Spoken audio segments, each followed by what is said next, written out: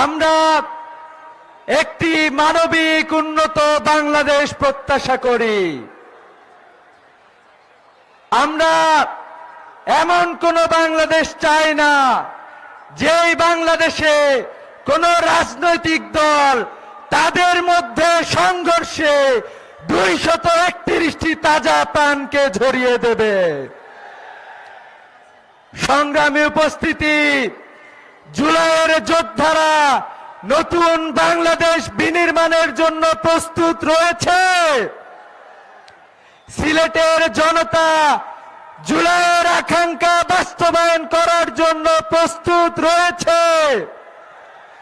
আগামী 12 তারিখে বাংলাদেশে নতুন সূর্য উদয় হবে।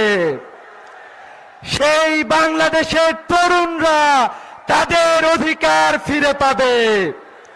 বাংলাদেশের তরুণরা কারো দয়া দক্ষিণা চায় না। বাংলাদেশের তরুণরা আধিপত্যবাদী শক্তির বিরুদ্ধে মাথা উঁচু করে বাঁচতে চায়। বাংলাদেশের তরুণদের আগামীতে যিনি নেতৃত্ব দিবেন, যারা নেতৃত্ব দিবেন, আধিপত্যবাদী শক্তির বিরুদ্ধে শক্তিশালীভাবে নেতৃত্ব দিবেন, সেই নেতৃত্ব বাংলাদেশের তরুণরা প্রত্যাশা করে। নতুন বাংলাদেশ আগামী 12 তারিখে নতুন সকালের জন্য সিলেটবাসী কি প্রস্তুত আছে?